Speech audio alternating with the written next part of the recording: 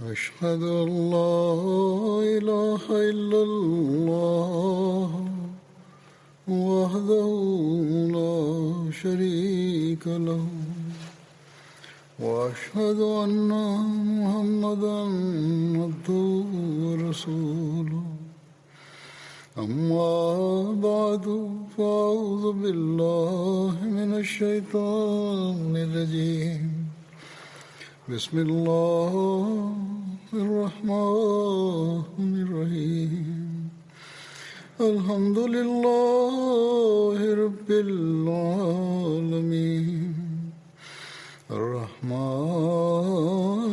الرحيم مالك يوم الدين إياك نعبد وإياك نستعين اهدنا الصراط المستقيم صراط الذين أنعمت عليهم غير المغضوب عليهم ولا الضالين.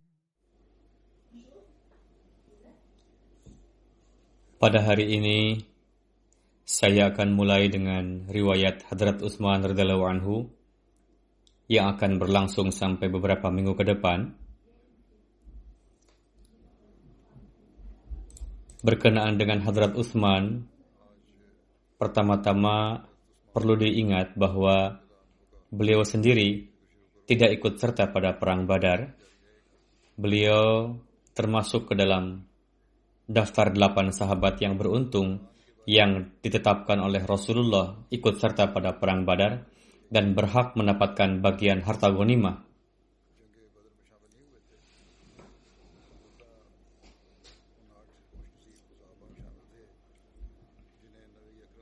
Nama lengkap beliau adalah Utsman bin Affan bin Abul As bin Umayyah bin Abd Syams bin Abdul Manaf bin Qusay bin Kilab.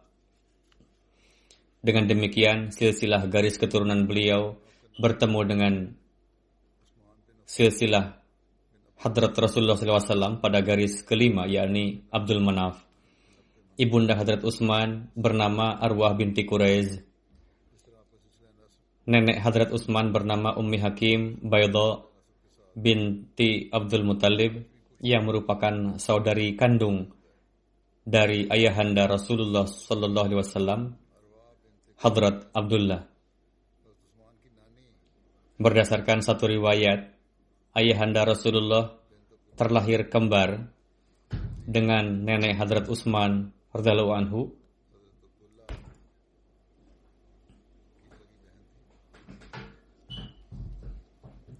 Ibu Hadrat Utsman, Arwah binti Quraiz, bayat masuk Islam setelah perjanjian Hudaybiyah, lalu hijrah dari Mekah ke Madinah, dan terus menetap di Madinah sampai kewafatannya pada zaman kekhalifahan Hadrat Utsman.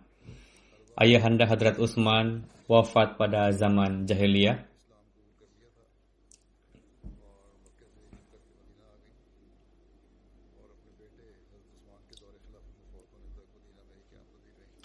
Berkenaan dengan nama panggilan Hadrat Utsman, diterangkan bahwa pada zaman jahiliyah Hadrat Utsman dipanggil Abu Amru. Ketika terlahir, putra beliau bernama Abdullah dari kandungan Hadrat Ruqayyah binti Rasulullah. Sesuai dengan itu, nama panggilan beliau yang dikenal di kalangan umat Islam menjadi Abu Abdullah. Menurut Ibnu Ishaq, Hadrat Rasulullah SAW menikahkan putri beliau, Hadrat Ruqayyah, dengan Hadrat Utsman, yang mana wafat pada masa Perang Badar. Setelah itu, Rasulullah SAW menikahkan putri kedua beliau, Hadrat Ummi Kulsum, dengan Hadrat Utsman.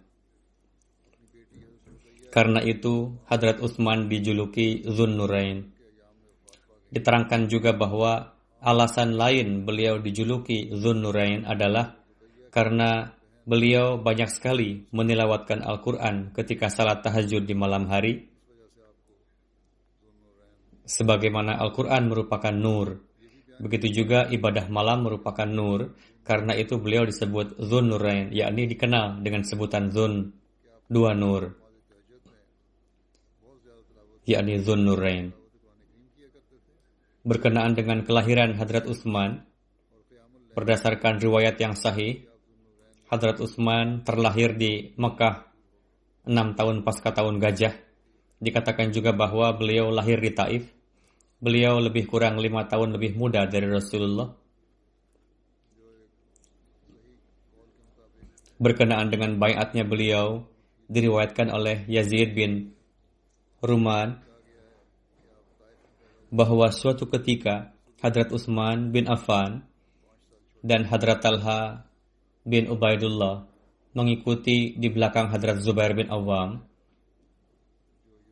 Mereka menjumpai Rasulullah.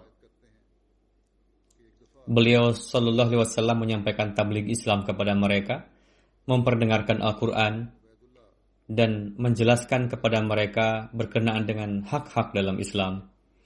Beliau juga menjanjikan kemuliaan dan kehormatan yang akan Allah Ta'ala anugerahkan. Setelah itu, mereka berdua, yakni Hadrat Utsman dan Hadrat Talha, baiat masuk Islam dan membenarkan beliau Sallallahu Alaihi Wasallam. Hadrat Utsman berkata, "Wahai Rasulullah, baru-baru ini saya kembali dari Syam ketika rombongan kami beristirahat di antara daerah Man dan Zurqa. Man adalah sebuah kota yang terletak di dekat perbatasan Hijaz di sebelah utara Urdan, sedangkan Zurqa terletak di dekat Man. Alhasil, ketika kami beristirahat di sana, ketika kami tidur, ada seorang penyeru yang mengumumkan, 'Wahai orang-orang yang tidur, bangunlah. Sesungguhnya Ahmad telah datang di Mekah.' Ketika kami kembali pulang, kami mendengar kabar mengenai Anda." Hadrat Utsman termasuk yang baiat pada masa awal, sebelum Rasulullah SAW memasuki Darul Arqam. Pasca baiat, beliau mengalami penganiayaan. Musa bin Muhammad meriwayatkan dari ayahnya, setelah Utsman bin Affan baiat masuk Islam, paman beliau yang bernama Hakam bin Abul As menangkap dan mengikat beliau dengan tali, lalu berkata, "Apakah kamu meninggalkan agama leluhurmu dan memilih agama yang baru? Demi Tuhan, aku tidak akan membuka ikatan ini sebelum kamu mau melepaskan agama baru ini." Hadrat Utsman menjawab, "Demi Tuhan, aku tidak akan pernah meninggalkan agama ini dan tidak juga akan berpisah darinya." Ketika Hakam melihat kokohnya keimanan Hadrat Utsman atas Islam, terpaksa melepaskan Hadrat Utsman.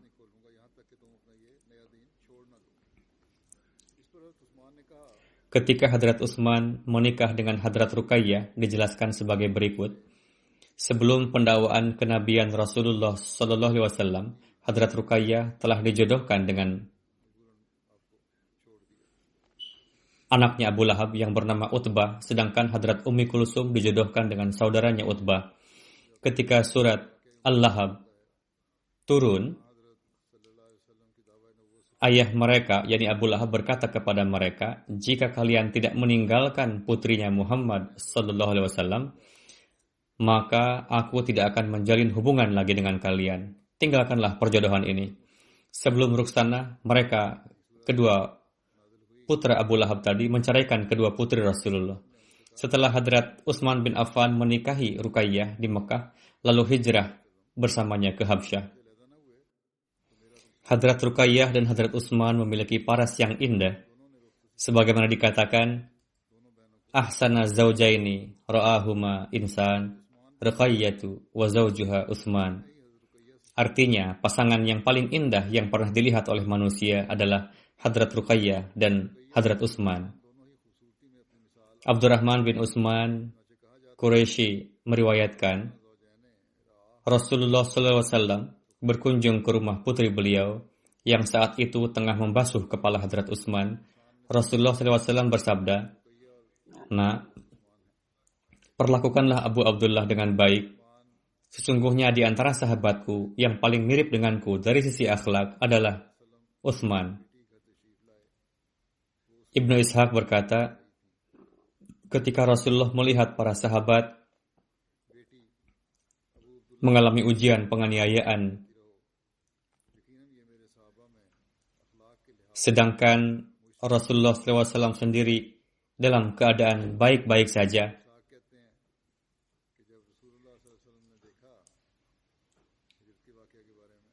Disebabkan oleh maqam dan martabat beliau dalam pandangan Allah Ta'ala dan juga berkat bantuan paman beliau Sallallahu Alaihi Wasallam.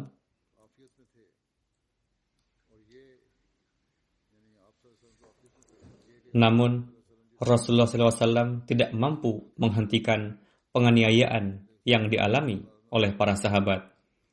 Rasulullah bersabda kepada para sahabat, jika kalian hijrah ke negeri Habsyah, di sana berada di bawah kekuasaan raja yang tidak menganiaya siapapun, dan negeri itu sangat baik. Hingga Allah Ta'ala akan memberikan kebebasan atas kalian dari penganiayaan ini. Setelah itu, sebagian sahabat Rasulullah hijrah ke Habsyah karena khawatir akan penganiayaan dan untuk mencari Allah Ta'ala melalui agamanya, meninggalkan Rasulullah SAW. Hijrah tersebut merupakan hijrah pertama dalam Islam. Di antara yang hijrah ke Habsyah adalah Hadrat Utsman dan istrinya Hadrat Ruqayyah binti Rasulullah Sallallahu Alaihi Wasallam. Hadrat Anas meriwayatkan, Hadrat Utsman hijrah ke Habsyah disertai oleh istri beliau, Hadrat Ruqayyah binti Rasulullah Sallallahu Alaihi Wasallam. Namun kabar mereka telah sampai kepada Rasulullah. Belum ada kabar bagaimana keadaan mereka, sampai di mana, dan lain-lain. Lalu Rasul keluar dan mencari tahu kabar mereka. Datanglah seorang wanita yang mengabarkan mengenai mereka kepada Rasulullah. Lalu Rasulullah bersabda, Utsman adalah orang pertama setelah Nabi Lut yang hijrah di jalan Allah beserta dengan keluarga. Hadrat Sa'ad meriwayatkan, ketika Hadrat Utsman bin Affan beriradah untuk hijrah ke negeri Habsyah, Rasulullah bersabda kepada beliau, bawa serta Ruqayyah juga, saya rasa nanti kalian akan saling menyemangati satu sama lain. Rasulullah bersabda kepada Hadrat Asma binti Abu Bakar, pergilah kamu, cari tahu kabar mengenai mereka berdua. Bagaimana keadaan mereka, sudah sampai mana, dan lain-lain. Sekembalinya Hadrat Asma, Hadrat Abu Bakar sedang bersama dengan Rasulullah Sallallahu Alaihi Wasallam. Hadrat Asma mengabarkan bahwa Hadrat Utsman mendudukkan Hadrat Ruqayyah di atas khajar, yakni anak yang dihasilkan dari perkawinan kuda jantan dan keledai betina, pergi menuju laut. Rasulullah bersabda, wahai Abu Bakar, mereka berdua adalah pasangan pertama yang hijrah setelah Nabi Lut dan Nabi Ibrahim.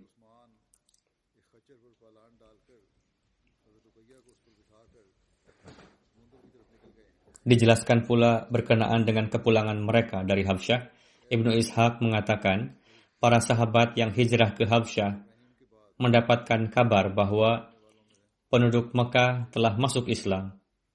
Setelah mengetahui hal itu, para muhajirin kembali ke Mekah. Ketika mendekati Mekah, mereka baru menyadari bahwa kabar itu adalah palsu. Akhirnya mereka tetap memasuki Mekah dengan meminta perlindungan dari para tokoh Mekah. Di antara para muhajirin tersebut, sebagiannya ada yang kemudian hijrah ke Madinah dan ikut serta bersama dengan Rasulullah dalam perang Badar dan Uhud.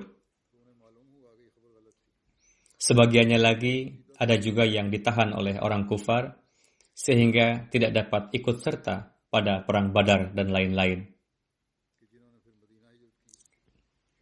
Hadrat Utsman tinggal di Habsyah beberapa tahun.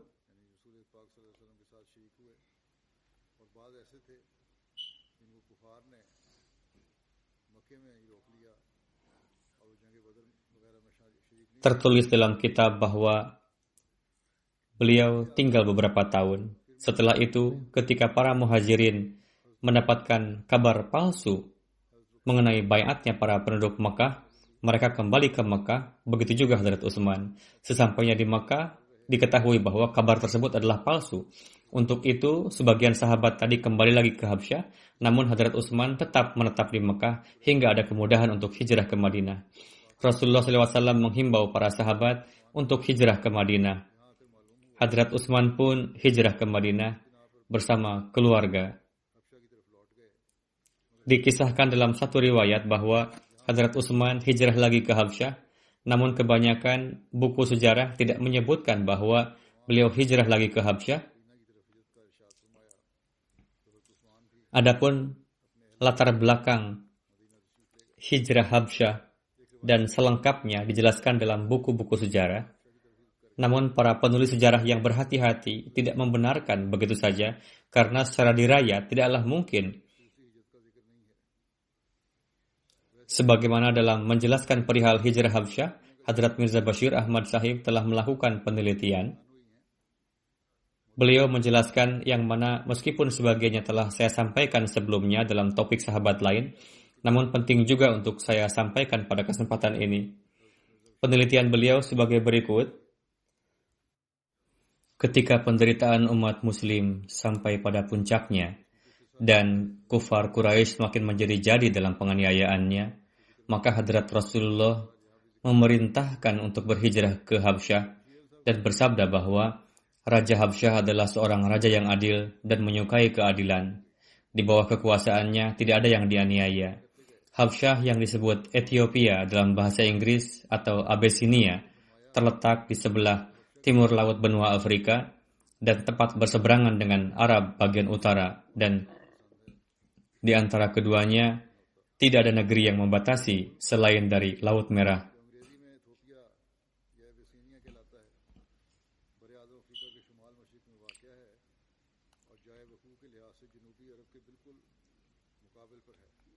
Pada zaman itu, Habsyah merupakan pemerintahan Kristen yang tangguh, dan rajanya disebut dengan Najasyi.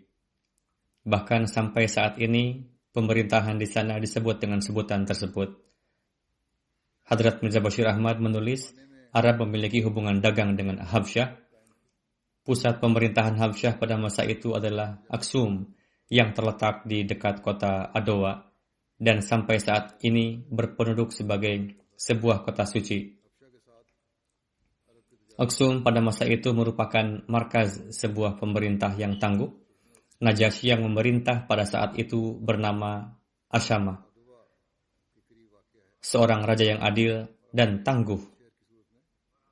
Ketika penderitaan umat muslim sudah sampai pada puncaknya, Rasulullah bersabda kepada mereka, bagi siapa saja yang memungkinkan, hijrahlah ke Habsyah. Atas perintah Rasulullah SAW itu, pada bulan Rajab 5 Nabawi, sekitar 615 Masehi, telah hijrah 11 pria dan 4 perempuan ke Habsyah.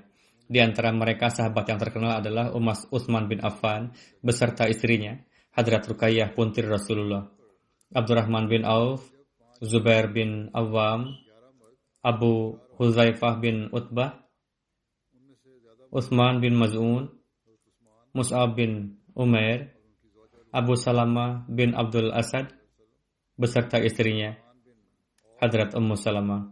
Hadrat Mirza Bashir Ahmad menulis, merupakan hal aneh bahwa sebagian besar sahabat yang hijrah pada masa awal adalah orang-orang yang berasal dari kalangan pembesar kabilah Quraisy, sedangkan kalangan yang lemah jumlahnya kurang, yang dengannya dapat diketahui dua hal. Pertama, umat muslim dari kalangan pembesar pun tidak luput dari penganiayaan kaum Quraisy. Kedua, orang-orang lemah misalnya hamba sahaya dan lain-lain keadaannya sedemikian lemah dan tak berdaya sehingga untuk hijrah pun mereka tidak mampu. Ketika para muhajirin ini berangkat ke arah selatan dan sampai di Syuaibah, yang pada masa itu merupakan pelabuhan Arab, yang mana dengan karunia Allah Ta'ala mereka menemukan sebuah kapal dagang yang sudah siap untuk berangkat ke Habsyah. Lalu mereka menumpangi kapal tersebut. Ketika Quraisy Makkah mengetahui kepergian kaum muslimin, mereka naik pitam, berpikir bahwa buruan mereka telah lepas dari tangan. Lalu mereka berusaha mengejar para muhajirin, namun ketika pasukan Quraisy sampai di pantai, kapal laut telah berangkat. Akhirnya mereka pulang dengan tangan kosong. Sesampainya di Habsyah, umat muslim mendapatkan kehidupan yang sangat damai dan mereka bersyukur telah terhindar dari kezaliman bangsa Quraisy. Sebagaimana yang disampaikan oleh para ahli sejarah bahwa belum lama mereka tinggal di Habsyah, sampai kabar burung kepada mereka yang menyatakan bahwa seluruh Quraisy telah baiat masuk Islam dan di Mekah telah tercipta kedamaian. Sebagai akibat dari kabar burung tersebut, kebanyakan para muhajirin tanpa pikir panjang kembali pulang ke Mekah. Sesampainya di Mekah, mereka menyadari bahwa kabar tersebut adalah dusta, sehingga itu menjadi kesulitan besar bagi para muhajirin. Pada akhirnya, sebagian dari mereka ada yang kembali lagi ke Habsyah dan sebagiannya lagi ada yang sembunyi-sembunyi memasuki Mekah atau meminta jaminan dari tokoh Quraisy untuk memasuki Mekah. Peristiwa itu terjadi pada bulan 5 Nabawi, yakni dari permulaan hijrah sampai kepulangan hanya terhitung 2,5 atau 3 bulan. Meskipun pada kenyataannya kabar tersebut sama sekali dusta dan tidak berdasar dan disebabkan oleh Quraisy untuk memancing kepulangan para muhajirin dan untuk menyusahkan mereka, bahkan jika direnungkan lebih dalam lagi, kisah kabar burung dan pulangnya para muhajirin tersebut nampak tidak berdasar. Namun jika dianggap benar, mungkin saja tersembunyi suatu peristiwa sebagaimana yang diterangkan oleh hadis-hadis. Jika memperhatikan beberapa riwayat yang menyatakan bahwa Hadrat Utsman tinggal di Habsyah selama beberapa tahun, maka riwayat tersebut terbukti keliru. Jika itu dianggap benar, dan jika dianggap keliru, maka berarti para muhajirin kembali setelah 3 atau 4 bulan saja. Berdasarkan penelitian Hadrat Mirza Bashir Ahmad, riwayat tersebut terbukti keliru. Beliau radhiyallahu anhu menulis, jika riwayat tersebut dianggap benar, maka mungkin saja terdapat peristiwa seperti yang diterangkan dalam beberapa hadis, sebagaimana tertulis dalam Sahih Bukhari bahwa suatu ketika Hadrat Rasulullah SAW menilawatkan surah An-Najm di depan Ka'bah. Pada saat itu juga terdapat banyak para pemuka Quraisy, begitu juga umat Muslim. Ketika Rasul selesai membacakannya, lalu beliau bersujud dan diikuti oleh seluruh umat Muslim dan kaum kufar yang ada di sana. Dalam hadis, tidaklah dijelaskan alasan kenapa kaum kufar melakukan itu.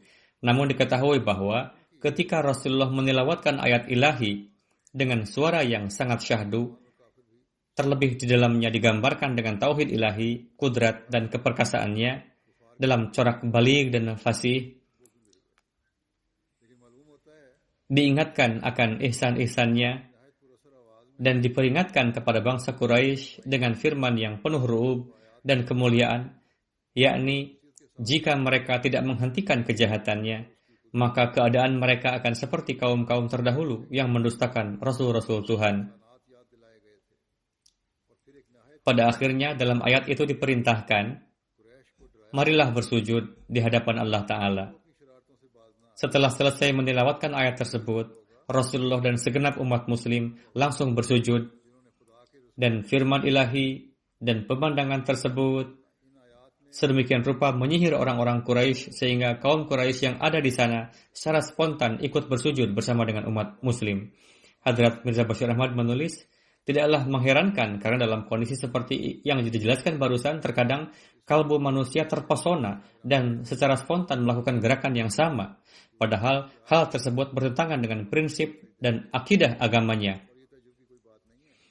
Tidaklah mesti dengan beriman baru akan tergerak untuk melakukan itu. Dalam keadaan spontan pun kadang tergerak.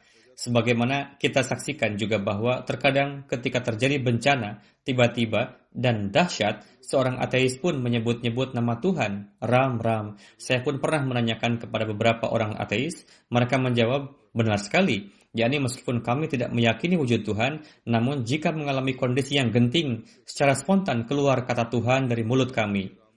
Adapun Quraisy bukanlah ateis, mereka meyakini akan zat Tuhan. Walhasil, ini merupakan pengaruh dari tilawat surat Al-Quran yang penuh keagungan dan ru'ub, dan setelah melihat amalan umat muslim, sehingga para pemuka Quraisy ikut serta bersujud. Walhasil, umat muslim langsung bersujud, yang mana hal itu telah berdampak seperti sihir yang membuat kaum Quraisy yang ada di sana pun langsung ikut bersujud. Namun pengaruh seperti itu sifatnya sementara dan biasanya manusia lekas kembali kepada keadaan yang semula, sebagaimana mereka pun kembali kepada keadaan semula sebagai penyembah berhala.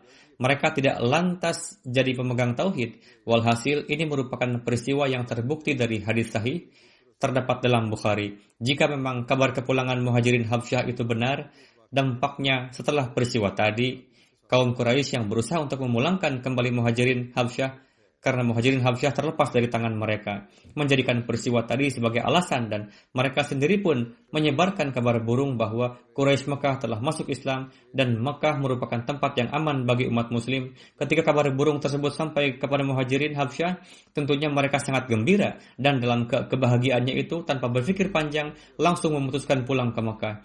Namun ketika mereka sampai di Mekah, terbukalah hakikat bahwa sesungguhnya sebagian dari mereka hidup sembunyi-sembunyi dan sebagiannya lah datang ke Mekah dengan meminta perlindungan dari para tokoh Quraisy yang berpengaruh dan sebagiannya lagi kembali ke Habsyah. Jadi jika dalam kabar baiatnya kaum Quraisy terdapat kebenaran, itu semata-mata dilatar belakangi kisah sebagian tokoh Quraisy yang bersujud ketika tilawat surah An-Najm seperti yang telah diterangkan. Allah Ta'ala lebih mengetahui hakikat sesungguhnya. Jika di antara Muhajirin Habsyah itu ada yang kembali pulang ke Mekah, lalu kebanyakan dari mereka kembali lagi ke Habsyah, dikarenakan Quraisy semakin menjadi-jadi dalam penganiayaannya dan kezaliman mereka semakin meningkat hari demi hari. Untuk itu atas perintah Rasulullah, umat muslim yang lainnya pun secara diam-diam melakukan hijrah ke Habsyah ketika mendapat kesempatan. Mata rantai hijrah ini terus meningkat sehingga jumlah Muhajirin meningkat menjadi sampai 100 orang. Di antaranya 18 wanita, sedangkan yang masih bertahan di Mekah bersama dengan Rasulullah tinggal sedikit.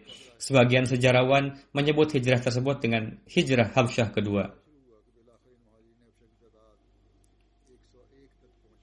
Hadrat Mirza Bashir Ahmad Sahib menyampaikan satu analisa beliau. Beliau bersabda, ada satu hal lagi yang membuat kisah kabar burung dan kembalinya para Muhajirin dari Habsyah menjadi meragukan sepenuhnya, yakni berkenaan dengan waktu permulaan hijrah Habsyah yang tertulis dalam sejarah adalah pada bulan Rajab 5 Hijriah. Sedangkan peristiwa sujud di depan Ka'bah terjadi pada bulan Ramadan 5 Nabawi. Dalam sejarah pula diterangkan bahwa sebagai akibat dari kabar burung itu para Muhajirin kembali dari Habsyah pada bulan Syawal 5 Nabawi. Dengan kata lain, waktu terjadinya permulaan hijrah dan kepulangan Muhajirin hanya berjarak 2-3 bulan saja. Jika dihitung lamanya waktu dari peristiwa sujud akan terhitung 1 bulan saja. Berdasarkan kondisi pada masa itu, sama sekali tidaklah mungkin 3 safar antara Mekah dan Habsyah dapat ditempuh dalam waktu yang sedemikian singkat. Yakni pertama-tama Muhajirin pergi dari Mekah ke Habsyah. Setelah itu ada orang Quraisy yang datang ke Habsyah dengan membawa kabar burung bahwa bangsa Quraisy telah baiat masuk Islam. Kemudian para Muhajirin pulang dari Habsyah ke Mekah, menyelesaikan 3 perjalanan terlepas dari perkara tambahan yang terjadi seperti perlunya persiapan dan hal-hal lainnya sama sekali tidak mungkin dapat dilakukan dalam masa yang singkat seperti itu. Karena untuk pergi dari Mekah ke Habsyah pada masa itu, pertama-tama harus pergi ke selatan dari menumpangi kapal laut yang tidak setiap saat ada untuk menyeberangi laut menuju pantai Afrika.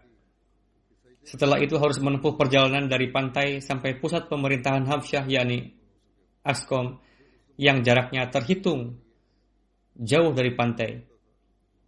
Jika dilihat dari lambatnya perjalanan pada masa itu, sama sekali tidak mungkin dapat menempuh perjalanan seperti itu dalam waktu kurang dari 1,5 atau 2 bulan saja. Berdasarkan fakta tersebut, kisah ini sama sekali keliru dan tidak berdasar. Namun jika seandainya benar, maka tentunya tidaklah lebih dari apa yang telah dijelaskan di atas. Wallahu a'lam.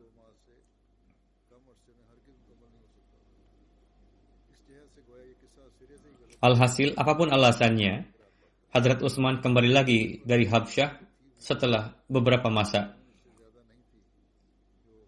Berkenaan dengan hijrah Hadrat Utsman ke Madinah dan persaudaraan beliau dijelaskan sebagai berikut. Muhammad bin Ja'far bin Zubair meriwayatkan, ketika Hadrat Utsman hijrah ke Madinah dari Mekah, Beliau tinggal di rumah Hadrat Aus bin Sabit, saudara dari Hasan bin Sabit dari kabilah Banu Najjar. Musa bin Muhammad meriwayatkan dari ayahnya bahwa Hadrat Rasulullah SAW menjalinkan persaudaraan antara Hadrat Utsman dengan Hadrat Abdurrahman bin Auf. Berdasarkan satu riwayat lain, dijalinkan dengan ayahanda Hadrat Shiddad bin Aus bernama Hadrat Aus bin Sabit. Dikatakan juga bahwa beliau dijalinkan persaudaraan dengan Hadrat Abu Ubadah Sa'ad bin Utsman Zuraqi.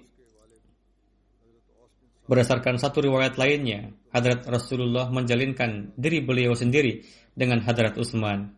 Sebagaimana tertulis dalam kitab Tabaqatul Kubra bahwa Ibnu Labibah meriwayatkan ketika Hadrat Utsman bin Affan dalam kondisi dikepung oleh para penentang, pada saat akhir hayat beliau diboikot dari berbagai hal.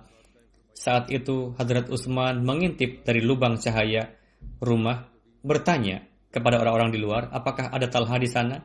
Mereka menjawab, ya, Talha ada. Beliau bersabda, saya bertanya padamu dengan bersumpah atas nama Tuhan, apakah Anda tahu bahwa ketika Rasulullah menjalinkan persaudaraan antara Muhajirin dan Ansar, saat itu Rasul menjalinkan diri beliau sendiri dengan saya.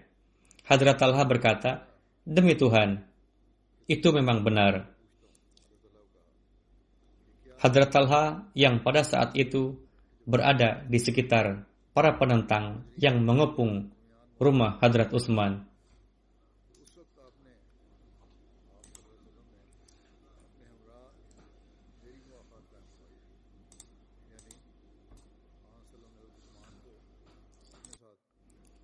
Para penentang bertanya kepada Hadrat Talha, apa yang sedang kamu lakukan ini? Hadrat Talha menjawab dengan berani dengan mengatakan, Hadrat Utsman bertanya kepadaku dengan mengambil sumpah, dan hal yang ditanyakan kepadaku, aku mengetahuinya. Lantas apakah aku tidak boleh memberikan kesaksian atas kebenarannya? Saya tidak bisa berdusta. Adapun apapun yang ingin kalian lakukan padaku, silakan saja. Berkenaan dengan kewafatan Hadrat Ruqayyah dan pernikahan dengan Hadrat Ummi Kulsum diriwayatkan bahwa Abdullah bin Muknif bin Harithah Ansari meriwayatkan, ketika Rasulullah SAW berangkat untuk perang Badar, Rasulullah meninggalkan Hadrat Utsman bersama putri Rasul, Hadrat Ruqayyah yang saat itu tengah sakit. Hadrat Ruqayyah wafat pada hari ketika Hadrat Zaid bin Harithah berangkat ke Madinah membawa kabar suka kemenangan perang Badar kepada Rasulullah. Rasulullah SAW menetapkan bagian harta ghanimah perang Badar untuk Hadrat Utsman. Bagian beliau sama banyaknya dengan sahabat lain yang ikut serta pada perang Badar.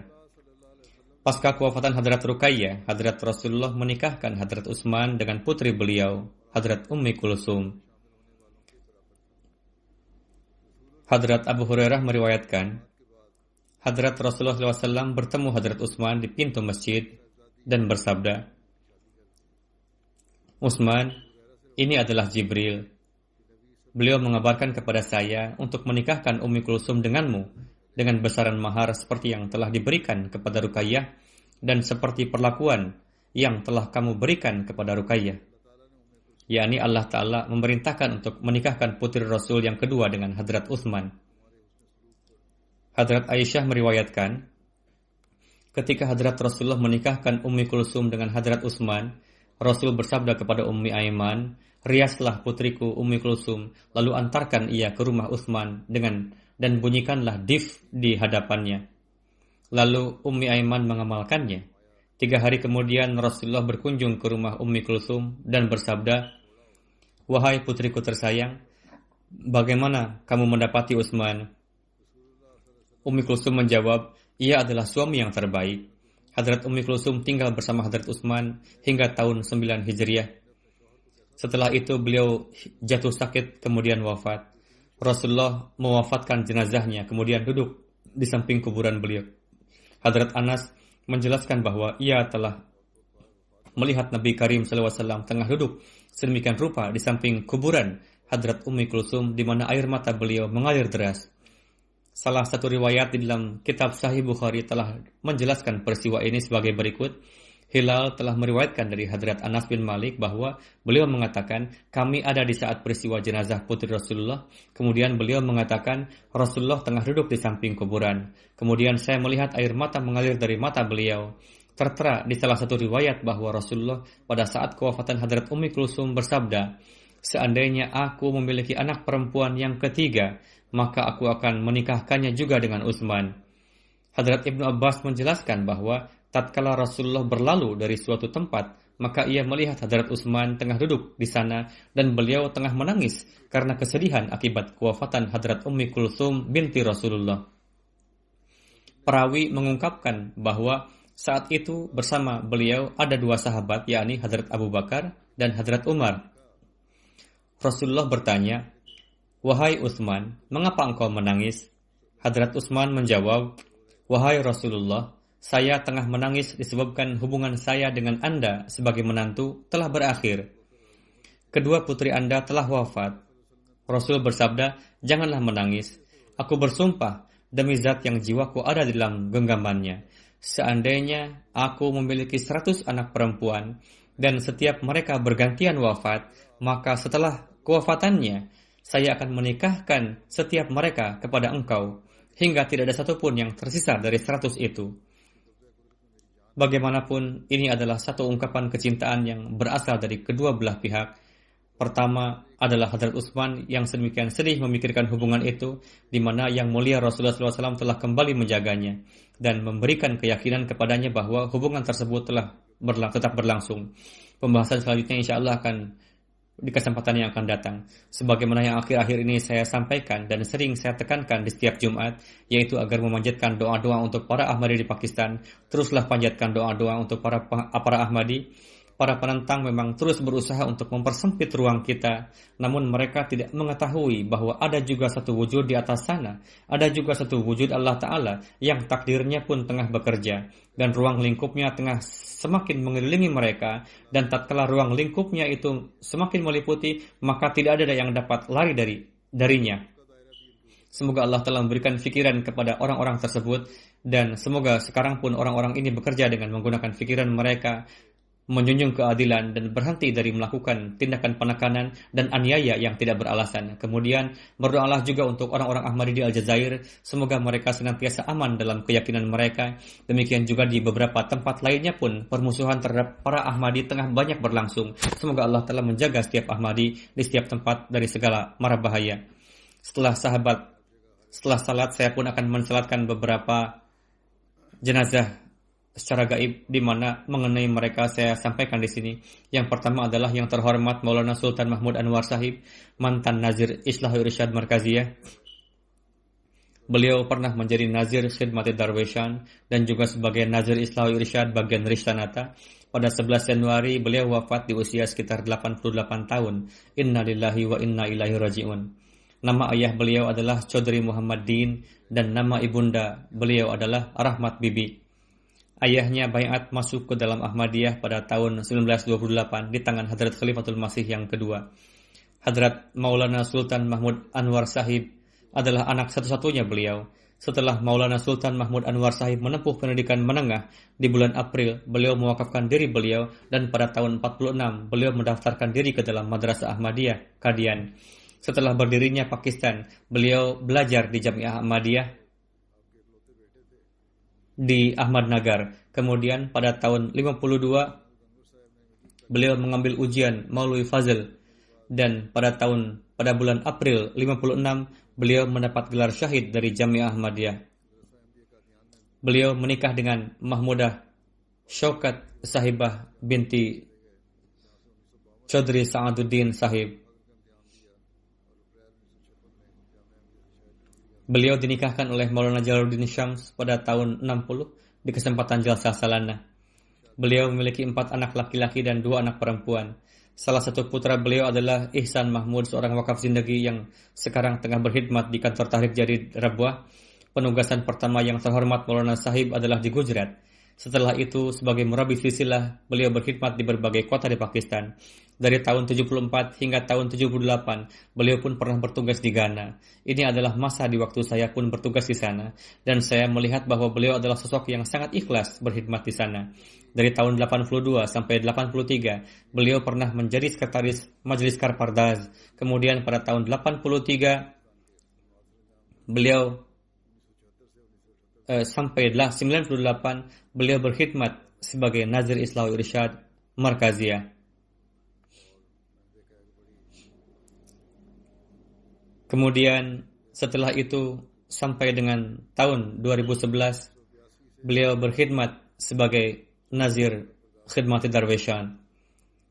Kemudian dari tahun 2011 sampai 2017, beliau menjadi Nazir Rishtanata, dan karena menderita sakit, maka pada tahun 2017 beliau pensiun. Beliau memiliki kemampuan bertabligh, kemampuan bercakap-cakap dengan orang lain, kemampuan beliau menyampaikan ceramah pun sangat baik. Banyak sekali peristiwa-peristiwa tentang hubungan beliau dengan berbagai lapisan manusia, tentang diskusi-diskusi beliau bersama para ulama tentang masalah-masalah akidah, dan bagaimana jawaban-jawaban ampuh yang beliau sampaikan. Beliau adalah sosok penceramah yang sangat luar biasa, sebagaimana telah saya sampaikan. Beliau menjadikan para pendengarnya larut dalam ceramah beliau. Para murabbi yang bekerja bersama-sama beliau pun menuliskan demikian, bahwa beliau adalah sosok yang selalu merangkul kami dalam bertugas. Setiap mereka menuliskan bahwa beliau senantiasa memperlakukan mereka dengan sangat kasih sayang. Beliau sosok yang mendirikan tahajud dan berbagai ibadah. Dan kepada setiap orang, juga kepada para murabbi, beliau secara khusus senantiasa mengingatkan kepada tahajud dan ibadah. Beliau memiliki standar yang sangat luar biasa dalam hal kesetiaan dan ketaatan terhadap khilafat. Ada juga ujian yang menimpa beliau di masa khilafat keempat, tetapi beliau melalui masa tersebut dengan ketaatan yang sempurna, dan beliau pun telah berkhidmat meski sebagai bawahan. Bahkan ada seseorang juga yang mengatakan, Anda dulu adalah seorang nazir, seorang pejabat, namun sekarang Anda bekerja sebagai bawahan nazir. Maka beliau mengatakan, beberapa murabbi pun menuliskan ini kepada saya, dan salah satu putri saya pun menuliskan ini. Maka saya menjawab bahwa Khalifah Waqt telah mengetahui siapa dan di mana yang lebih dibutuhkan.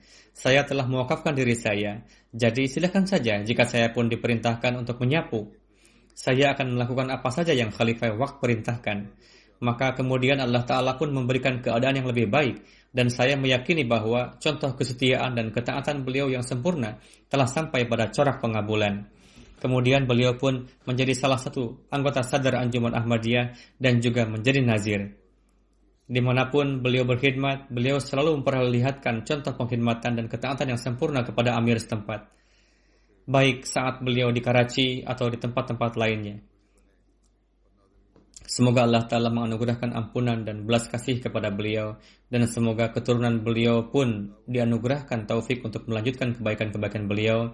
Beliau juga telah melakukan beberapa pekerjaan keilmuan di mana ada beberapa karya tulis beliau. Salah satu buku karya beliau adalah Mendirikan Keagungan Kalimat Syahadat adalah Identitas Seorang Ahmadi. Buku beliau yang kedua adalah Wujud Allah Ta'ala, Hadrat Muhammad Mustafa Sallallahu Alaihi Wasallam, Al-Quran Karim dan Ka'bah. Kemudian ada satu buku beliau tentang masalah jumlah anggota jemaat. Kemudian buku sebab-sebab kegagalan dalam penerapan syariat. Kemudian satu buku beliau Hukuman bagi Penghina Kenabian. Demikianlah tulisan-tulisan karya beliau. Beliau pun telah mengerjakan pekerjaan-pekerjaan keilmuan. Sebagaimana telah saya katakan, beliau adalah sosok yang bekerja dengan sangat luar biasa. Semoga Allah telah memperlakukan beliau dengan belas kasih dan ampunan. Jenazah kedua adalah Maulana Muhammad Umar Sahib yang pernah menjadi Nazir Islahul Irsyad Markaziyah Kadian, yang merupakan putra dari P.K. Ibrahim Sahib.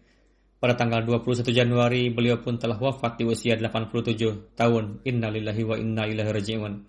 Almarhum berasal dari Kerala. Ayah beliau yaitu Ibrahim Sahib dahulu merupakan salah satu penentang dan musuh jemaat yang besar. 10 tahun sebelum kelahiran Maulana Sahib, ayah beliau pindah ke Bombay atau Mumbai untuk berdagang. Pada masa itu di kota Bombay banyak Ahmadi yang melakukan perdagangan.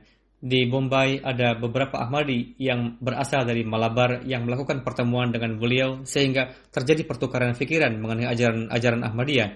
Dan pada tahun 24, tatkala Hadrat Khalifatul Masih yang kedua datang ke kota Bombay, beliau mendapatkan karunia untuk baiat masuk ke dalam silsilah jemaat ini di tangan huzur yang penuh berkat. Setelah itu, beliau pun mendapatkan taufik untuk berziarah ke Qadian.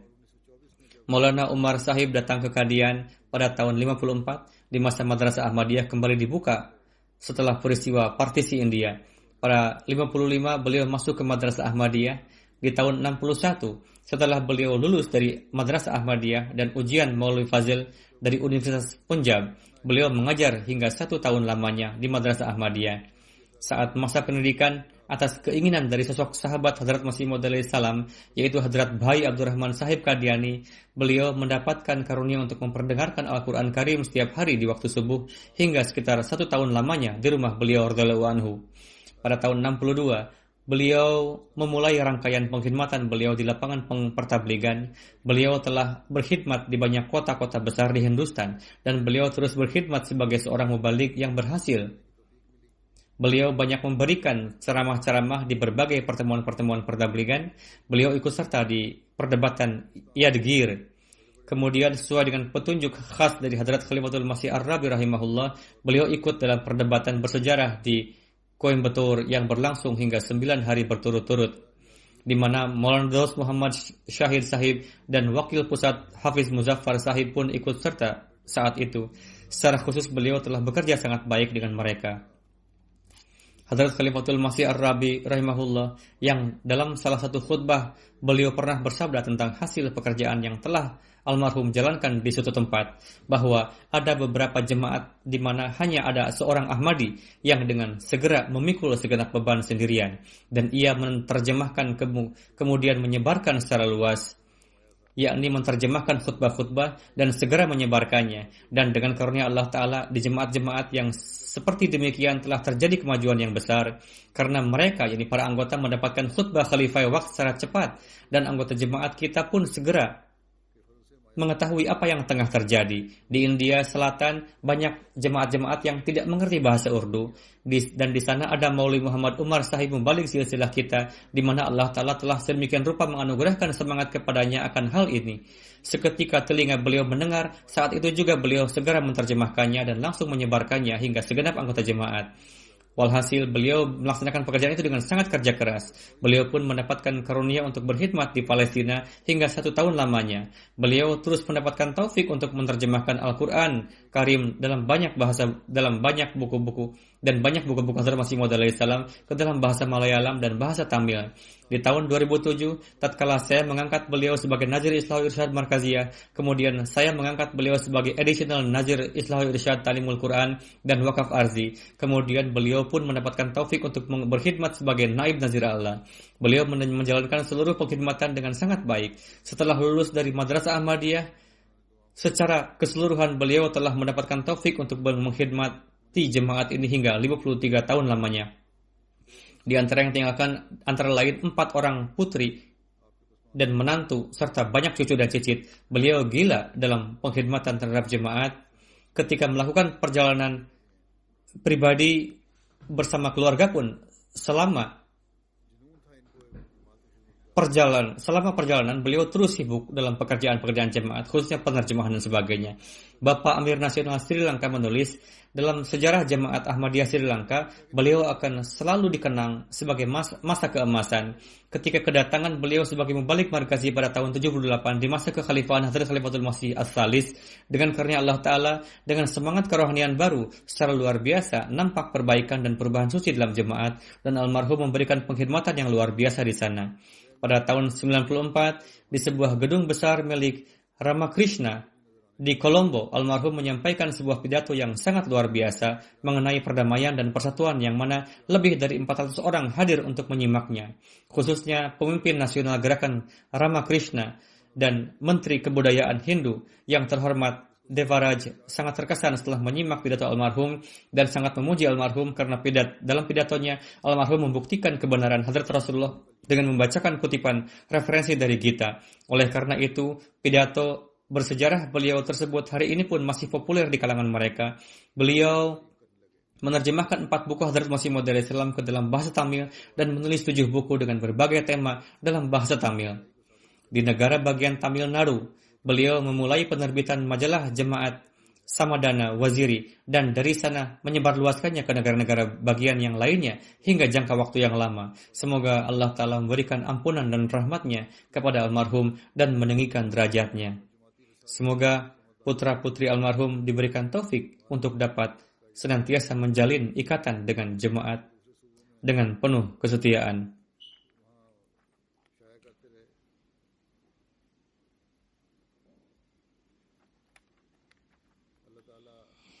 Jenazah selanjutnya yang terhormat Habib Ahmad Sahib Mubalik Jemaat yang merupakan putra Muhammad Ismail Sahib dari Factory Area Rabwa. Almarhum wafat pada 25 Desember di Islamabad disebabkan serangan jantung di usia 64. Innalillahi wa inna ilaihi raji'un. Pada tahun 79 beliau lulus dari Jamiah. Setelah itu beliau mendapatkan taufik bertugas di beberapa kabupaten di Pakistan. Pada tahun 89 hingga 2003 beliau mendapatkan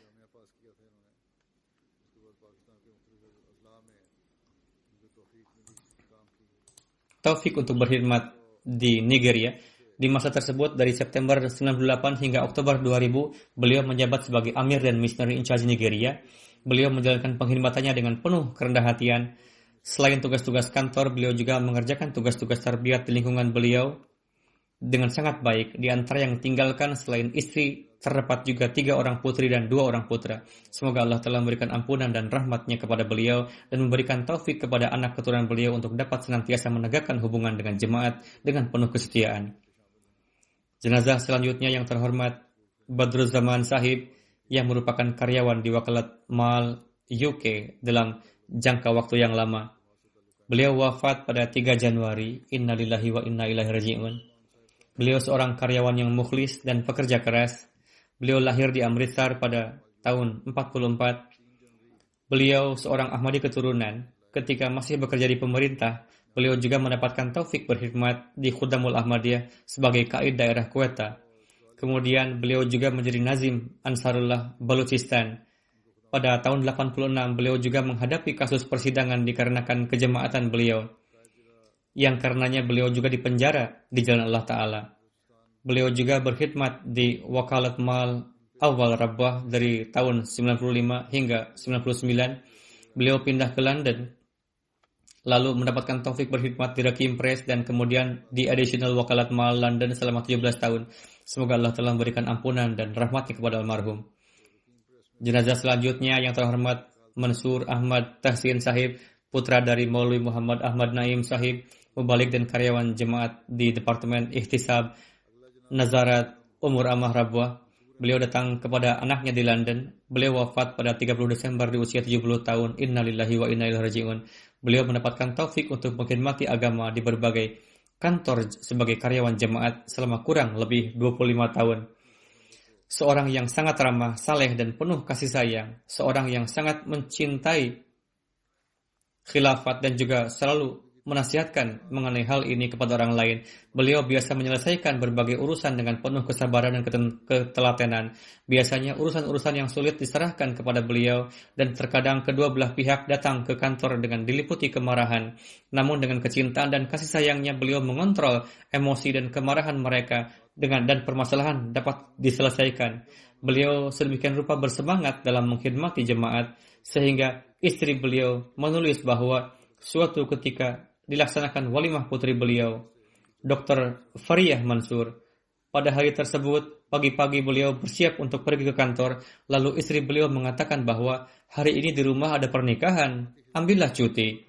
Beliau menjawab, undangannya jam 2, apa perlunya menyia-nyiakan waktu? Sekarang saya akan pergi ke kantor dan pada waktunya nanti akan pulang.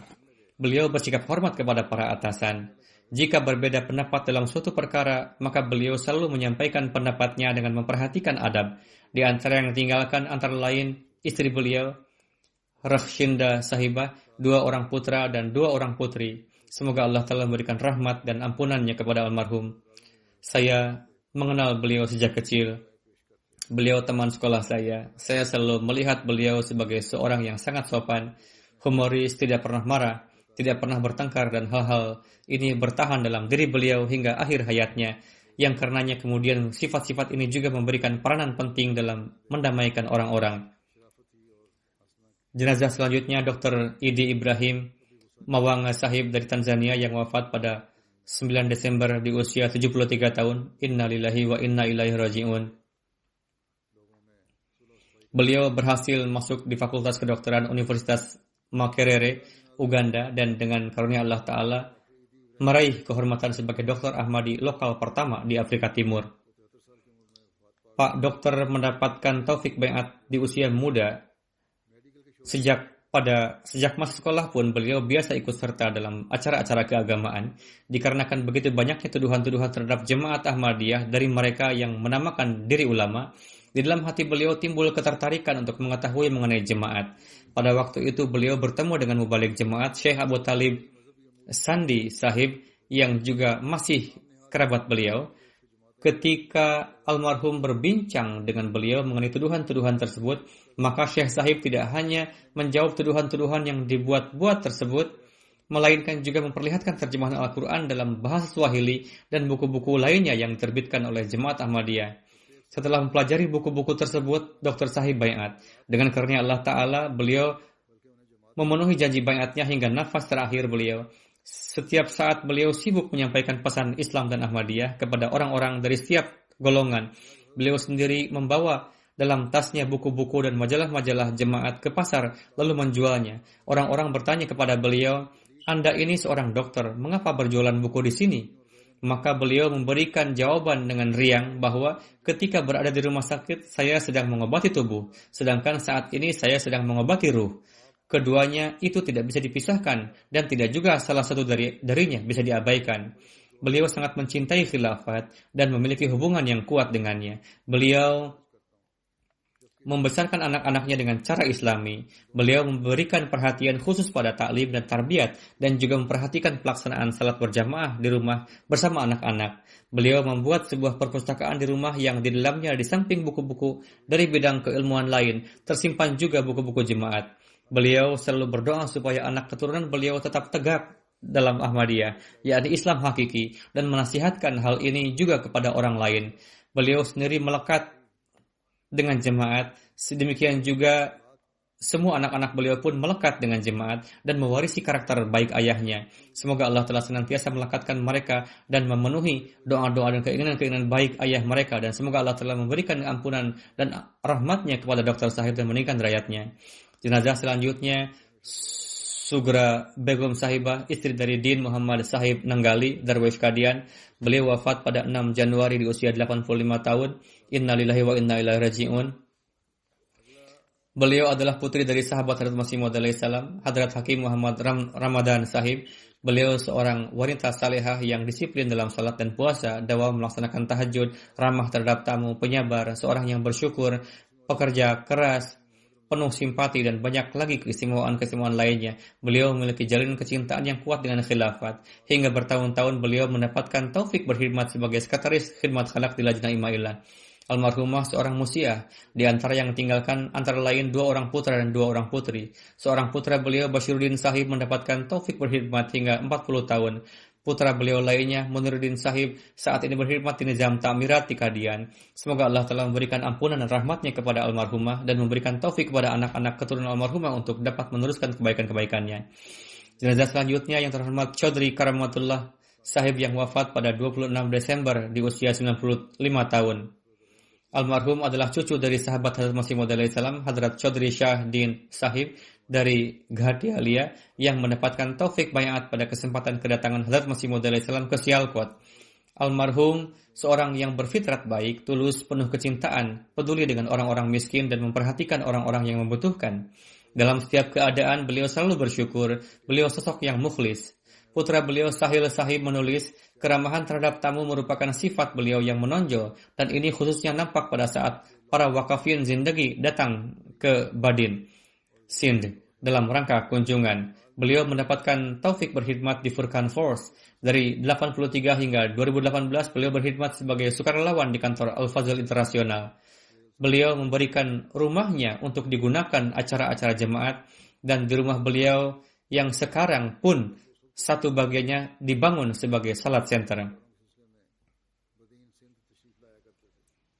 Putri-putri beliau pun melakukan pengkhidmatan mereka terhadap jemaat.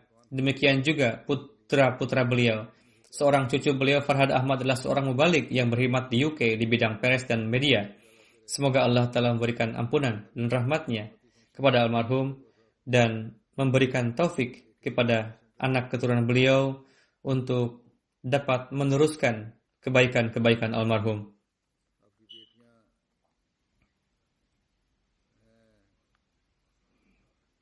Jenazah selanjutnya Chaudhry Munawar Ahmad Khalid Sahib dari Jerman yang wafat pada 20 Agustus di usia 85 tahun. Inna lillahi wa inna ilaihi raji'un.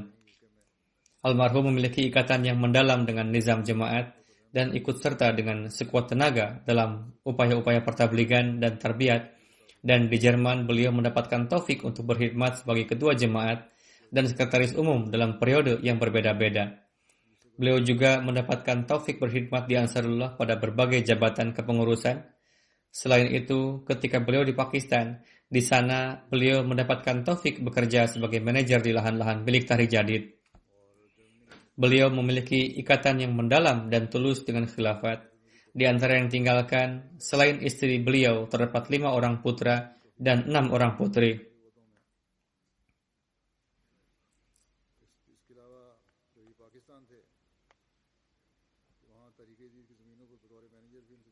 Selanjutnya Nasirah Begum Sahibah, istri dari Ahmad Sadiq Tahir Mahmud, pensiunan mubalik Bangladesh yang wafat pada 28 atau 27 November. Innalillahi wa inna raji'un. Almarhumah adalah putri dari yang terhormat Maulwi Muhammad Sadiq Sahib, mantan Amir Nasional. Almarhumah adalah putri dari yang terhormat Maulwi Muhammad Sadiq Sahib, mantan Amir Nasional. Almarhumah disiplin dalam salat dan puasa, rajin berdoa, ramah terhadap tamu, penyabar, banyak bersyukur. Seorang wanita yang salehah. Pada bulan Ramadan, almarhumah biasa menelawatkan Al-Quran secara dawam dan menghatamkannya. Dan selain itu, beliau memiliki keistimewaan kebaikan-kebaikan lainnya. Semoga Allah telah memberikan ampunan dan rahmatnya kepada almarhumah. Jenazah selanjutnya adalah Rafiuddin Bhatt Sahib. Beliau wafat pada 6 Desember di usia 92 tahun. Innalillahi wa inna ilaihi raji'un. Beliau adalah putra dari Hadrat Maulwi Khairuddin Sahib, sahabat Hadrat Masih Maud alaihi salam. Dengan karunia Allah Ta'ala, beliau mendapatkan taufik ikut serta dalam nizam wasiat sejak masih muda. Beliau mendapatkan kesempatan mengkhidmati jemaat di berbagai tempat. Beliau adalah ketua jemaat Badomali, Kabupaten Narawa, dan Amir Halkah Wah Chand. Beliau tengah menjabat sebagai Amir Halkah dan juga ketua jemaat Wah Chand. Beliau juga mendapatkan kehormatan pernah dipenjara di jalan Allah Ta'ala. Di antara yang ditinggalkan antara lain 4 orang putri dan 1 orang putra, dan seorang menantu beliau, Nasib Ahmad Sahib, tengah mendapatkan taufik berkhidmat sebagai mubalik di Nigeria. Semoga Allah telah memberikan ampunan dan rahmatnya kepada almarhum, meninggikan derajat para almarhum, dan memberikan kepada mereka tempat di sisi orang-orang yang mencintai mereka. Sebagaimana telah saya sampaikan, setelah salat saya akan melaksanakan salat jenazah gaib untuk mereka.